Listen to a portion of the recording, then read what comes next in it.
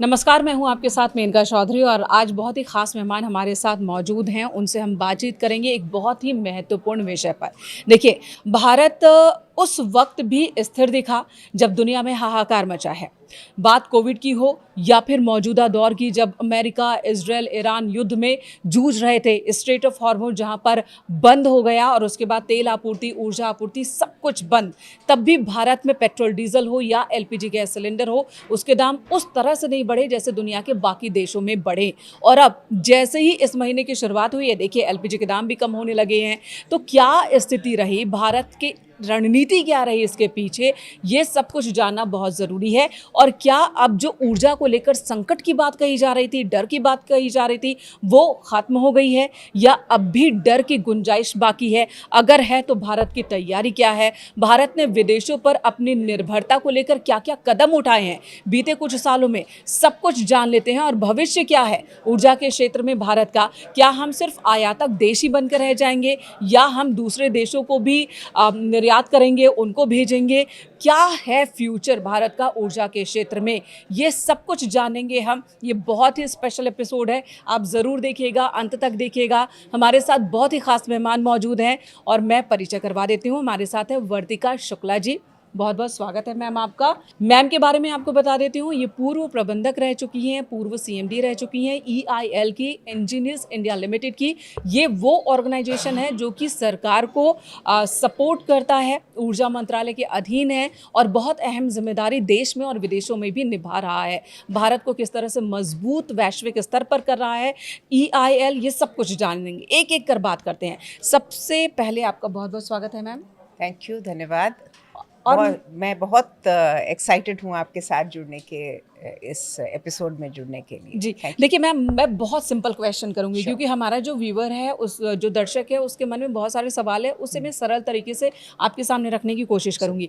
पहला सवाल तो यही है कि विश्व में लड़ाई चल रही थी, अमेरिका, इजराइल, ईरान, रूस, यूक्रेन, हर तरफ युद्ध चल रहा है और इसी बीच एक लड़ाई चल रही थी कि भारत कहाँ से अपनी ऊर्जा ज़रूरतों को पूरा करे। रूस से खरीदे या फिर ईरान से खरीदे, इससे खरीद रहे हैं तो इससे क्यों, उससे खरीद रहे हैं तो उससे क्यों।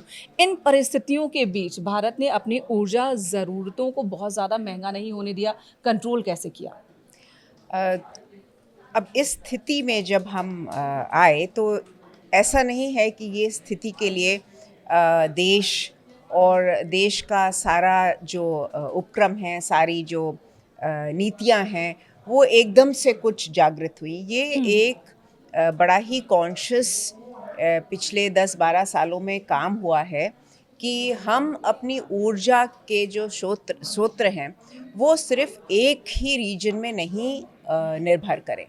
आज हम क्रूड तकरीबन 90% के ऊपर आयात करते हैं। यस। एलएनजी भी 50-55% आयात करते हैं और एलपीजी भी 60% के आसपास आयात करते हैं। तो ये कभी भी नहीं था। जैसे क्रूड आप देखें तो हॉर्मुज के थ्रू सिर्फ हमारा 45% क्रूड आता है, बाकी 55% क्रूड और बाकी देशों में आता है। तो जो डाइवर्सिफिकेशन है, जैसे हम बहुत सारे देशों पे एक देश पे हम निर्भर नहीं हो सकते।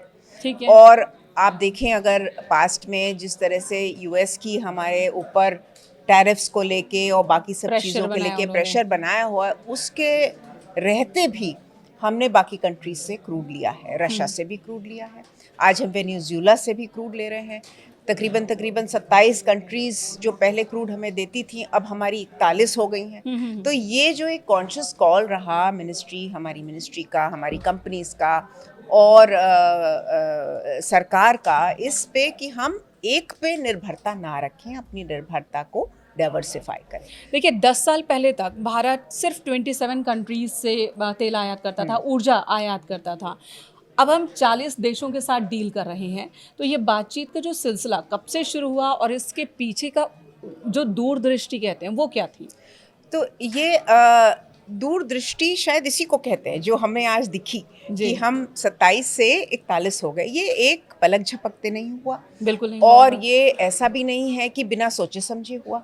तो ये एक लीडरशिप, एक नेशनलिस्ट फीलिंग को लेके डिप्लोमेसी भी हुई, कमर्शियल एक्यूमेन भी हुआ और जो उसकी हमारे परचेजेस हुए वो एक कम दाम में भी हुए, जो इंटरनेशनली तो इससे हमें फायदा कॉम्पिटिटिव भी दाम हुआ। पे फ़ायदा भी हुआ हमें।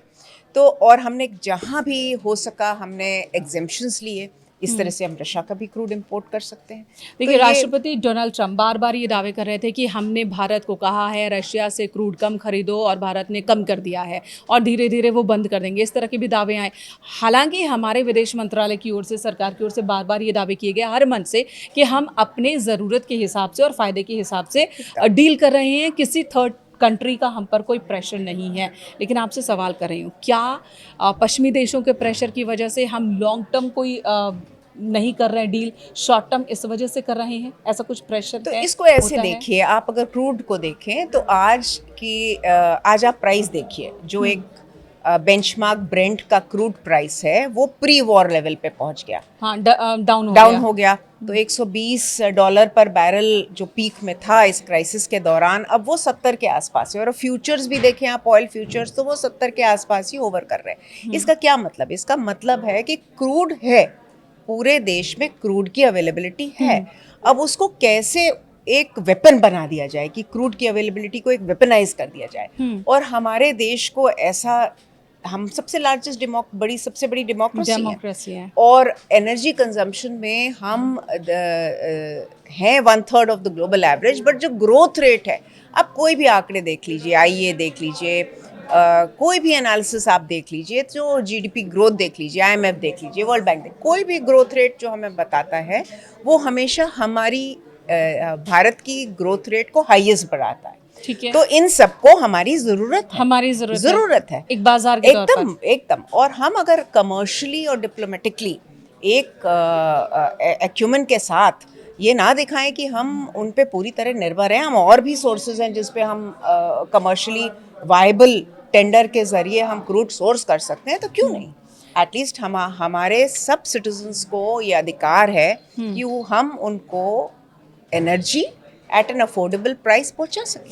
यानी कि स्पॉट मार्केट के पीछे स्ट्रैटेजी है, ना कि कोई प्रेशर है एक्सटर्नल। अब देखिए, जैसे ये क्राइसिस हुई, अब स्पॉट मार्केट के प्राइस बढ़ गए, तो दो जरिए हैं इसके, कि हम उस हायर प्राइसेस को 40-45% जो प्राइस बढ़े, हर एक, चाहे वो एलएनजी हो, चाहे वो एलपीजी हो, चाहे वो क्रूड, तो हम ये ना लें, तो हम अपनी इकोनॉमी को स्टार्व करेंगे। देखिए, इकोनॉमी, अर्थव्यवस्था ऐसी है कि एक स्पीड से अर्थव्यवस्था चल रही है, 7-7.5%, 6.5+ % पे चल रही है। एकदम से उस पर रोक लग जाएगा ना, और वो रोक जो अगर लग गई तो उसको रीस्टार्ट करने में इकोनॉमी को टाइम लगता है। तो ये देखिए, लीडरशिप की बड़ी ही मैच्योर और स्टेट्समैनशिप की एक डेफिनेशन है कि हमने इकोनॉमी को नहीं रोका। अगर स्पॉट से हमें परचेज करना था तो करा, और अब जो प्राइसेस गिरे हैं वो ये भी दर्शाता है कि जैसे ही दाम कम हुए, जो कंज्यूमर है उसको ये बेनिफिट मिला, तुरंत मिला। जी। और एक और अहम सवाल, जब अमेरिका, ईरान, इजराइल युद्ध की शुरुआत हुई और स्ट्रेट हॉर्मुज तक आ गया, जब वो रास्ता बंद हो गया और वहाँ हुआ कि अब तो देश में एलपीजी की किल्लत हो जानी है, अब तो हाहाकार मच जाना है, कॉमर्शियल गैस सिलेंडर हो या घरेलू गैस सिलेंडर, इसके दाम बढ़ गए थे। बहुत सारे स्टेप्स देश में उठाए गए, जैसे एलपीजी का प्रोडक्शन, जो रिफाइनरीज हैं उनको कहा गया कि आप बढ़ा दो, 34,000 टन था उसको 54,000 टन कर दिया गया। तो ये रातों रात हो गया, किस तरह से ये पूरा सिस्टम डेवलप किया गया? मैंने कहा, देखिए, वो जो हमारी क्रूड सोर्सिंग या एलपीजी सोर्सिंग या एलएनजी सोर्सिंग की बात है, उसी तरह से अब आप रिफाइनरी के इंफ्रास्ट्रक्चर को देखो, तो ये जो रिफाइनरी की आज हमारी 258 मिलियन टन कैपेसिटी है, पिछले 10 वर्षों में इसकी बढ़ोतरी हुई है। और इसकी जो टेक्नोलॉजी है और जो बढ़ोतरी हुई है वो इस प्रकार से हुई है कि हम एक क्रूड पे अपनी रिफाइनरी नहीं चलाएंगे, हम कई क्रूडों पे अपनी रिफाइनरी चला सकते हैं। तो हमारी क्रूड सोर्सिंग डाइवर्सिफाइड है, हमारी टेक्नोलॉजी ऐसी है कि अगर हम सिर्फ एक देश से नहीं, 4-5 देशों से ले, तो उसको ब्लेंड करके डिफरेंट काइंड ऑफ क्रूड्स को चला सकते हैं। तो ये हमारी लीडरशिप है, ये एकदम रात भर में नहीं हुई। अब जब एलपीजी कंट्रोल ऑर्डर आया और रिफाइनरीज को बोला गया कि एलपीजी बढ़ाओ, तो ये इनोवेटिव है, इनोवेशन का एक स्वरूप है कि उसी इंफ्रास्ट्रक्चर से कुछ माइनर मॉडिफिकेशंस करके, कुछ प्रोडक्ट स्ट्रीम्स को इधर उधर करके हमने वॉल्यूम ऐसा कर दिया कि हमारी जो क्राइसिस थी जो तकरीबन हम 60% एलपीजी इंपोर्ट करते हैं, वो आप देखिए तो हमारी कंजम्पशन रफली 75 से 85 टीएमटी पर डे होती है। तो अगर हम उसमें से जो पहले हम 33 कर रहे थे, मतलब लगभग 50% प्रोड्यूस कर रहे थे, वो एकदम से उठ के 70% हो गए। तो आप क्या ये कह रहे हैं कि ये जो सिचुएशन था एक तरह से हमारा टेस्ट भी हो गया कि हमारी जो रिफाइनरिंग क्षमता है वो कैसे और बढ़ सकती है। क्षमता को भविष्य के हिसाब से बढ़ाने को लेकर EIL किस तरह से कंसल्ट करती है सरकार को? आप लोगों की तरफ से क्या सुझाव है, किस तरह से काम किया जाए? तो आज देश में 23 रिफाइनरीज हैं। हम पूरे विश्व में चौथे लार्जेस्ट रिफाइनर हैं, सेकंड लार्जेस्ट क्रूड इंपोर्टर हैं, और मेरे पूरे एक्सपीरियंस में तकरीबन 4 डेकेड 40 सालों में मैंने देखा है, और पिछले 10 सालों में जो एक डिसाइसिव नेचर था कि हम अपनी रिफाइनरीज को ऐसे एक्सपैंड करें कि हमारे ना ही पेट्रोल, डीजल और बाकी पदार्थ बने, बट उसको एक वैल्यू एडेड पेट्रोकेमिकल्स और इस तरफ भी ले जाए। तो आज देखिए हमारी यही रिफाइनरी कैपेसिटी, यही सेक्टर जो इतना रोबस्ट है, जो एक्सपोर्ट करता है 45 मिलियन टन, कभी कभी 55 मिलियन टन हम एक्सपोर्ट करते हैं। तो एक्सपोर्ट का जो सरप्लस है वो हमने डोमेस्टिक सेक्टर में यूज़ किया, हमने स्टार्व नहीं किया। हमारे एक भी कंज्यूमर, हमारे लगभग 77,000 प्लस रिटेल आउटलेट्स 2400 घंटे 24/7 पेट्रोल डीजल सप्लाई किया, एलपीजी हर एक कॉर्नर में पहुंचाई। तो आगे आने वर्षों में जैसे EIL ने इस सेक्टर को ग्रो किया है, देश में नई टेक्नोलॉजीज़ लाए हैं, जो डिस्टिलेट यील्ड हम लोग बोलते हैं, पेट्रोल डीजल की जो पदार्थ की उपलब्धि है उसको बढ़ाया है, और विभिन्न प्रकार के क्रूड इसमें प्रोसेस हो पाएँ और उतनी ही क्षमता और उतनी एफिशिएंसी से प्रोसेस हो पाएँ। इसमें EIL का बहुत ही बड़ा हाथ है, और ये प्रोजेक्ट्स बहुत ही कॉम्प्लेक्स होते हैं, इसमें बहुत सारी चीज़ों की ज़रूरत होती है। डिज़ाइन इंजीनियरिंग के साथ साथ इक्विपमेंट, सप्लाईज, इंस्ट्रूमेंटेशन, बहुत सारी चीज़ें, पाइपिंग, मतलब एक बहुत ही कॉम्प्लेक्स होता है। कोई भी आप फोटो निकाल के देखिए, इंफ्रास्ट्रक्चर, हर एक चीज परफेक्ट होनी चाहिए, तब जाकर होना चाहिए। और सरकार एंड उसका सपोर्ट तो चाहिए, पूरा सपोर्ट चाहिए। सपोर्ट है, पूरा सपोर्ट है। कितना इनफैक्ट सपोर्ट ही नहीं, आई वुड से एनकरेजमेंट है, 110 मोर देन 100% एनकरेजमेंट, बिकॉज ना कि ये अपनी अर्थव्यवस्था को एक फ्यूल देता है, फ्यूल नहीं, बट एक ऊर्जा देता है ग्रो करने के लिए, एम्प्लॉयमेंट क्रिएट करता है, मैन्युफैक्चरिंग सेक्टर को ग्रो करता है। हम खुद आत्मनिर्भर होते हैं, टेक्नोलॉजी को अडॉप्ट करके, उसको इंजीनियर करके इम्प्लीमेंट करें। ये तो एक हमारे देश की बहुत ही बड़ी स्ट्रेंथ है, उपलब्धि है, ये बहुत बड़ी। मैम, जब भी कुछ वॉर लाइक सिचुएशन होती है तब एक शब्द का इस्तेमाल बहुत होता है, रणनीतिक पेट्रोलियम भंडार, SPR।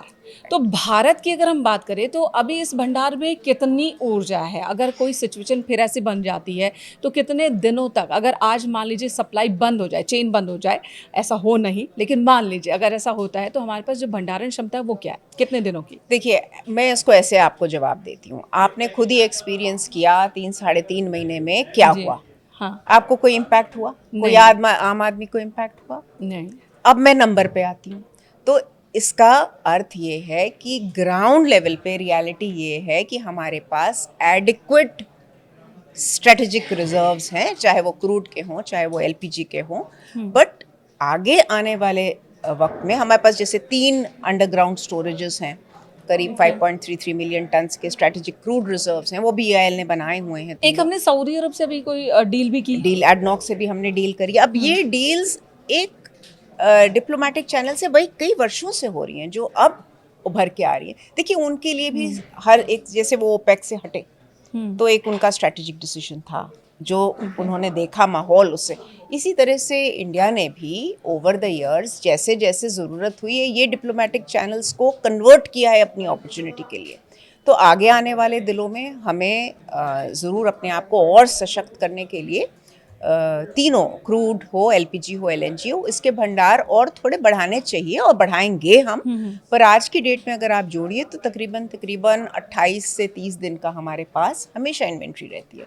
और वो पाइपलाइन में होती है, टैंक्स में होती है और रिफाइनरी के अंदर स्टोरेजेस में होती है, कई जगह मिला जुला के होती है। तो जब तक पीछे से अगर सप्लाई थोड़ी भी कहीं बाधित होती है या कुछ भी अगर हर्डल आती है, कोई स्पीड ब्रेकर आता है, तो ये बहुत बड़ी शॉक अब्जॉर्बर है।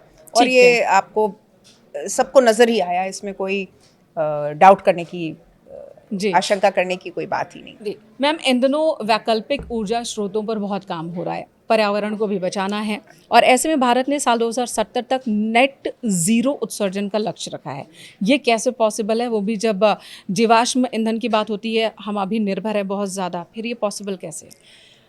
मेरे हिसाब से ये देश को एक अलग ही दर्जा देता है रिन्यूएबल्स, या जो हम कोई भी सेक्टर देखें। मैं पहले पेट्रोलियम पे फोकस करती हूँ। आज हमारे देश में 20% एथनॉल ब्लेंडेड है गैसोलीन में, जो 2014 में करीब 2-2.5% भी बड़ी मुश्किल से था, और हम उसे आयात करते थे, बहुत कम खुद बनाते। आज हमारी ये स्थिति है कि हमारी जो एथनॉल की प्रोडक्शन है वो करीब 70%, 1700 करोड़ लीटर हम प्रोड्यूस कर सकते हैं। और इसीलिए हम गैसोलीन को E20 से E85, E100 पे ले जाना चाहते हैं, जिससे कि डिकार्बनाइज होगा, कार्बन एमिशन कम होंगे और ग्रीनिंग होगी उसकी। इसी तरह से sustainable aviation fuel, jet fuel, जो कि कार्बन टैक्स लगाएगा। आप देखिए यूरोप को, अब कोई भी एयरक्राफ्ट वहाँ से जाएगी ऊपर से तो वो एक कार्बन टैक्स लगाएगा, तो ये हमें उस सेक्टर में भी फ़ायदा करे। तो बायोफ्यूल्स एक बहुत बड़ी एक सेक्टर है, जिसको पॉलिसी के द्वारा, प्रधानमंत्री जीवन योजना के द्वारा, सतत स्कीम के द्वारा सपोर्ट मिला है। इसी तरह से सेम वे CBG है, जो कि सतत has supported natural gas blending में मैंडेट्स हैं कि आप उसमें बायोगैस भी ब्लेंड करें। और अब आप पावर को देखिए, क्योंकि पावर भी बहुत ज़रूरी है। हम अगर तेज़ी से पावर सेक्टर को नहीं देखते हैं, तो पावर सेक्टर ऐसा है जो लोकलाइज्ड कार्बन डाइऑक्साइड एमिट करता है ना, ग्रीन हाउस गैस जो एमिट करता है। उसमें आप देखो तो आपने देखा मई के महीने में तकरीबन हमारी 2070 गीगावाट से प्लस पीक कंजम्पशन थी, और ग्रिड में करीब 34% रिन्यूएबल पावर थी। ठीक है। वो एक कोई मामूली बात नहीं है कि हम इसको यहाँ तक ले आ पाए।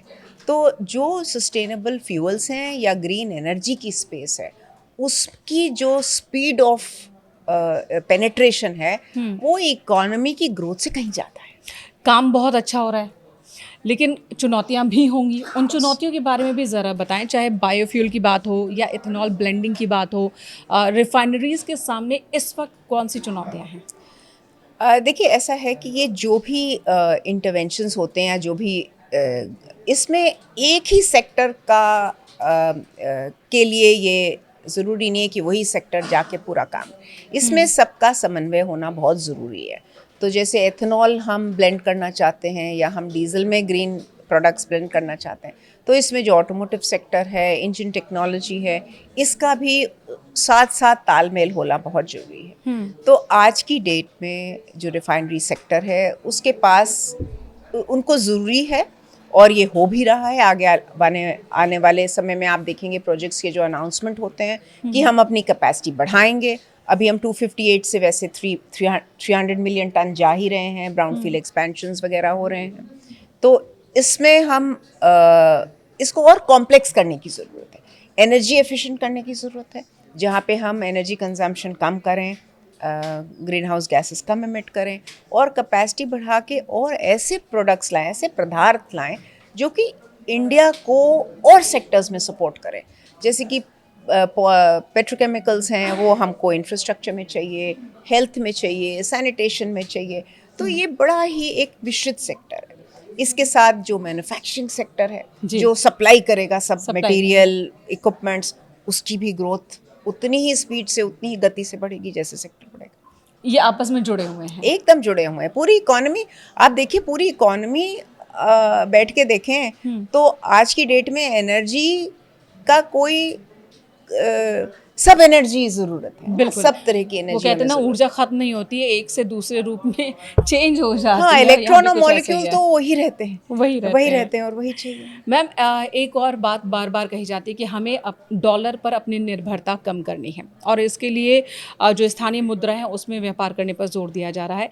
इसे आप कितना व्यवहारिक मान रही हैं, एक सवाल। और दूसरा ये कि डॉलर की पर निर्भरता कम करना और डॉलर कमाना, उसके लिए भारत कितना तैयार है?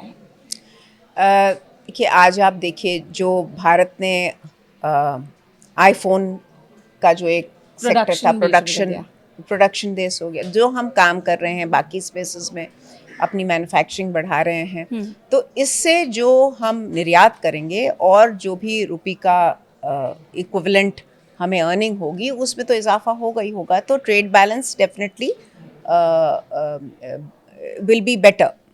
सो अगर आप सर्विसेज सेक्टर देखें या मैन्युफैक्चरिंग सेक्टर देखें, दोनों सेक्टर्स को ज़रूरी है कि अपने टेक्नोलॉजी ट्रांसफ़र करें, जैसे कि बहुत सेक्टर्स ने करी है, यहाँ पे इंडस्ट्री सेटअप करें और अपनी सर्विसेज और मैन्युफैक्चरिंग को एक्सपोर्ट करें। आप ऑयल एंड गैस सेक्टर को देखिए तो आज की डेट में अगर हम रिफाइनरी लगाने जाएं तो तकरीबन 95% जो सप्लाईज हैं वो देश से आती हैं, दूसरे देशों से, हमारे देश में अपने आप बनती हैं। ये आपको सरप्राइज लगेगा, कोई आप सुने आत्मनिर्भर भारत, और इंजीनियरिंग तो 100% हमारे पास होती है, इक्विपमेंट्स भी हमारे, इंजीनियर्स भी हमारे। तो अब हमें क्या करना चाहिए, जैसे कि EIL ने किया है, अभी हमारी टीम जो कर भी रही है कि हम नाइजीरिया की एक रिफाइनरी लगाए थे और एक अब 33 मिलियन टन की एक और लगा रहे हैं।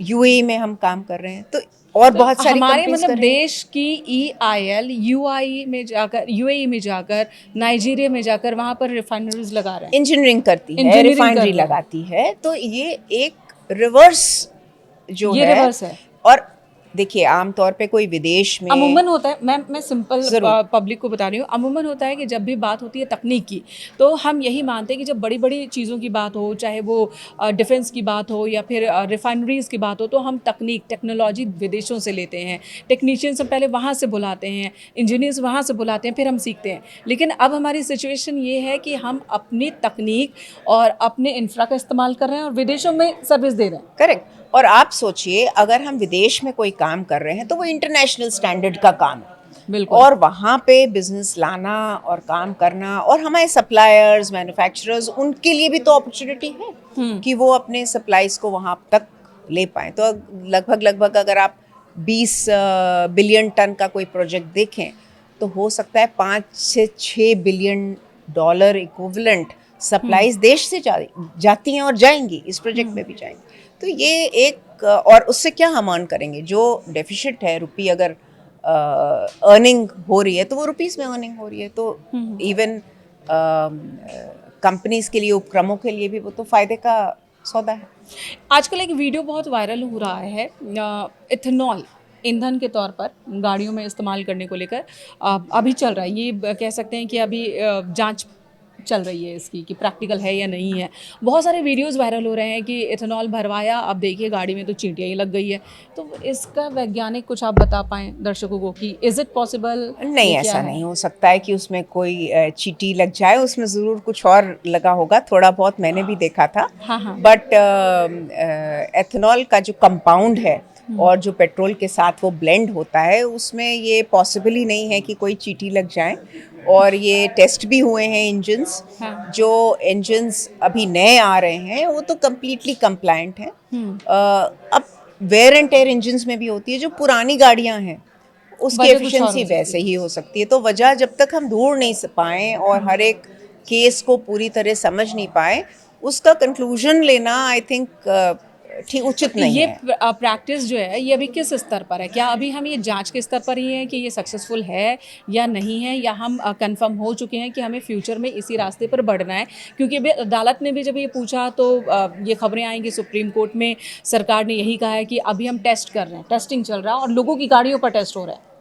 तो मुझे पूरी तरह ये आज की डेट में क्या स्थिति है पता नहीं है, बट E20 तो पूरे देश में हर गाड़ी यूज़ कर रही है, और ये कार बेसिकली आइस इंजन वाले जो भी सेक्टर है उनके साथ ही मिलजुल के हुआ है, तो उनकी कॉन्शियसली हुआ है। ऐसा नहीं है कि वो 20% एथेनॉल हम बेच रहे हैं और कार डैमेज हो रही है, ऐसा नहीं है।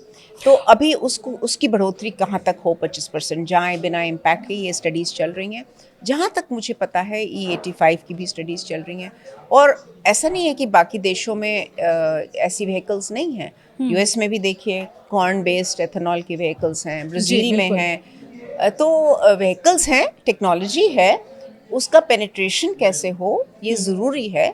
ज़रूरी इसलिए है कि हमें आवश्यकता है हम अपने आयात की जो निर्भरता है उस पे हम जो निर्भर हैं उसको कम करें और अपने आप प्रोडक्शन बढ़ाएं और ग्रीन करें अपने फ्यूल्स को, ये बहुत ज़रूरी है। जी, एलएनजी भविष्य में उसका इस्तेमाल ज़्यादा होगा, प्राकृतिक गैस आधारित अर्थव्यवस्था होगी, इसे लेकर हम अभी कितना आगे बढ़ पाए हैं, कितना काम बाकी है? तो आप देखें एलएनजी देखें, क्योंकि हम करीब 50% के आसपास आयात करते हैं एलएनजी का। आज हमारे एलएनजी टर्मिनल्स पहले 10 साल पहले करीब 4 होते थे, अभी 8 टर्मिनल्स हैं। और आप अगर जीएस देखें जो सीएनजी की सप्लाईज़ हैं तो तकरीबन उसका इजाफा 50 से लगभग 300 प्लस हुआ है। तो ये साली हमारे आंकड़े हैं जो ये बताते हैं कि नेचुरल गैस, चाहे वो आरएलएनजी हो, रीगैसिफाइड हो या अपने खुद देश में प्रोड्यूस नेचुरल गैस हो, इसकी पेनिट्रेशन जो है सब मतलब हर एक कोने में हम चाहते हैं। और ये क्यों ज़रूरी है? वो इसलिए ज़रूरी है कि गैस को नॉर्मली एक ब्रिज फ्यूल की तरह एक उसका इस्तेमाल हो सकता है कि एकदम से हम ग्रीन एनर्जी पे नहीं जा सकते हैं, पर हमें एनर्जी चाहिए, ग्रोथ के लिए चाहिए और सस्टेनेबिलिटी के लिए चाहिए। तो जो डेंस कार्बन वाले, मतलब बहुत सारा कार्बन जिसमें बनता है, फ्यूल होता है, डीजल वगैरह होता है, उससे गैस जो है वो कम डेंस है, मतलब ज़्यादा स्वास्थ्य के लिए अच्छी है और जो पर्यावरण है उसको संभालती है। शिफ्ट होना तो चाहिए। हाँ, भी ज़रूरी है कि हम गैस के जो पेनिट्रेशन है उसको बढ़ाएं। तो उसमें हमारा क्या होगा, अगर हम गैस ऐसे बढ़ाते हैं और पाइपलाइन के ज़रिए बनाते हैं तो वो जो कई कंज्यूमर्स एलपीजी से वहाँ शिफ्ट हो जाएंगे। जैसे आपने इंडस्ट्री को देखा, जब इंडस्ट्रियल एलपीजी को हमने, ज़रूरी था हमें थोड़ा कम करें सो दैट हमारे सिटीजन्स जो हाउस होल्ड हैं, हर घर में चूल्हा जले, हर घर में सिलेंडर पहुँचे। ये सिचुएशन कुछ वैसा ही था मैम, जैसे कोविड के दौरान में ऑक्सीजन प्लांट्स ज़्यादा से ज़्यादा हुआ कि आप लोगों के लिए ऑक्सीजन बनाएं, आम लोगों के लिए। और वही दौर लगभग अभी लगा कि हमें पेट्रोल डीजल की ज़रूरत है, एलपीजी सिलेंडर की ज़रूरत है, तो सारी रिफाइनरीज़ को यही उत्पादन के लिए कह दिया गया और सारी रिफाइनरीज़ ने अपना काम करके भी दिखाया। अगला सवाल है कि अगले एक दशक में भारत की ऊर्जा ज़रूरतों को पूरी तरह से सुरक्षित करने के लिए गेम चेंजर कदम की अगर हम बात करें तो वो कौन है आपके हिसाब से? तो पहले मैं आपके पुराने जो आपने पहले कहा उस पर 2 शब्द बोलना चाहूँगी कि जो रेजिलियंस, जो हमारे देश की क्षमता है, वो क्राइसिस के टाइम में और ही बढ़िया हो जाती है। आप कोविड देखिए, हमने ना ही अपने सिटीजन्स को वैक्सीन दी, बट हमने अपने बहुत सारे देशों को भी सप्लाई करी, बिल्कुल, है ना, कितने कम समय में। और हम भारत का जो इम्पैक्ट था कोविड का वो मिनिमल था इन कंपैरिजन टू बहुत सारे विकसित देशों में जो परिणाम हुआ वो आप सबको पता है। Same thing West Asia crisis में हॉर्मोज बंद हो गया तो और हमने चैनल हमारी सोर्सिंग करी और अपनी इनोवेशन किया और बढ़ाया। तो ये एक जो बाउंस बैक करने की इकोनॉमी की, लोगों की, इंडस्ट्री की, हर एक की है। ये एक बहुत ही उत्तम, स्ट्रॉन्ग है, स्ट्रॉन्ग है, बहुत स्ट्रॉन्ग और मौजूदा सरकार प्रधानमंत्री नरेंद्र मोदी जब भी कोई आह्वान करते हैं तो पूरा देश उनके आह्वान को मानने को तैयार हो जाता है। इसका असर होता है? जरूर होता है, ऑफ कोर्स। ये तो देखिए, लीडर जब और ऑनरेबल प्राइम मिनिस्टर जब कुछ कहते हैं तो उसको लोग सुनते हैं और समझते हैं और अपनाते हैं। लीडरशिप मायने करती है, खासकर एकदम। जब भारत को ग्रेट बनाना हो, किसी भी कंट्री को ग्रेट बनाना हो तो लीडरशिप मैटर करती है कि सोच क्या है, विचार क्या है, विजन क्या है yeah. और हम करना क्या चाहते हैं। तो मेक इन yeah. इंडिया, आत्मनिर्भर भारत इंडिया, ये सारे जो स्लोगन्स है इस सेक्टर में बहुत वो काम कर रहे हैं। ये बहुत ज़रूरी है। स्लोगन की ज़रूरत इसलिए कि एक आम आदमी और एक इंडस्ट्री या किस भी स्टेप पे आप जाएं उससे वो लिंक हो जाता है। तो बहुत आसान है पूरी जो आपकी स्ट्रैटेजी है उसको उस स्लोगन से अलाइन करना। तो ये एक इनफैक्ट मैं तो कहती हूँ ये एक मैनेजमेंट का बहुत अच्छा लेसन है लीडर्स के लिए कि आप अगर अलाइन करना है तो एक शॉर्ट स्लोगन बनाएं, जैसे कि आत्मनिर्भर भारत है या विकसित भारत है या नेट जीरो का गोल है, और उस पे आप चलें तो आपकी स्ट्रैटेजी खुद ब खुद बन जाएगी। आप उस पे विजन क्लियर होगी तो स्ट्रैटेजी आराम से बन जाएगी। मैम, EIL एक नवरत्न कंपनी है, बहुत बड़ा योगदान है ऊर्जा के क्षेत्र में इनका। ये बताइए, आप पहली महिला CMD रही, आपका एक्सपीरियंस कैसा रहा और कितनी बड़ी जिम्मेदारी है EIL पर? मैं जब इंजीनियरिंग में भी पढ़ती थी, मैं आई थी कानपुर में जी। तो हम लोग करीब 6 लड़कियां थे और बैच ऑफ अबाउट 275-280। तो उस समय से लेके अब तक तो लड़कियों की क्षमता जो परसेंटेज है वो बहुत बढ़ गई है। 20% प्लस गर्ल्स हैं और मुझे बहुत खुशी होती है इस बात को देख के। ये जर्नी जो थी एक बहुत ही सेटिस्फाइंग, बहुत फुलफिलिंग थी, और किसी भी मोड़ पे मुझे ऐसा नहीं लगा कि अगर आप एक अपना पक्ष रखें जो कि लॉजिकल हो, टेक्निकली करेक्ट हो, और हमारी सर्विसेज इंडस्ट्री है तो कस्टमर सेंट्रिक हो और इनोवेटिव हो और एक प्रोग्रेसिव अप्रोच दे, तो ऐसा नहीं होता था कभी भी कि जो सलाह दें या जो दिशा पे हम ले जाना चाहें इस पे कोई किसी को डाउट हो। और मेरी टीम्स ने और सब ने बहुत मिलजुल के इस पे योगदान दिया है, इंटरनली मॉडर्नाइज करने को कंपनी को, और एक्सटर्नली एक बहुत ही रिस्पॉन्सिबल स्टेक होल्डर होना कि हम आपके पार्टनर हैं और हम आपके प्रोजेक्ट्स में बराबर की भागीदारी निभाएंगे। यानी कि एक महिला होने की वजह से आपको कुछ अलग महसूस नहीं हुआ या हुआ था कि एक महिला CMD की बातों को दूसरे अधिकारी, दूसरे कर्मचारी उतनी ही गंभीरता से लेते हैं या नहीं जितने कि एक पुरुष CMD के? नहीं, ऐसा मुझे कोई भी कभी अनुभव नहीं हुआ, और इस बात को मैं कभी भी आगे रख के काम नहीं करती थी।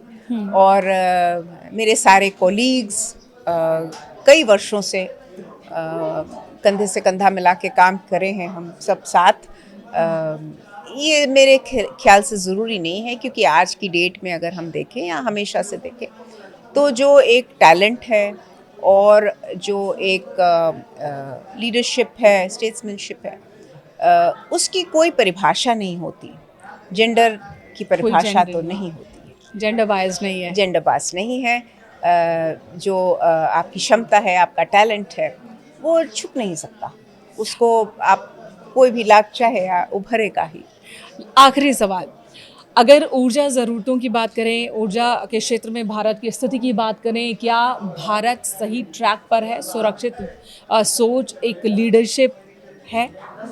इनफैक्ट मैं तो कहूँगी 200% सही राह पर है।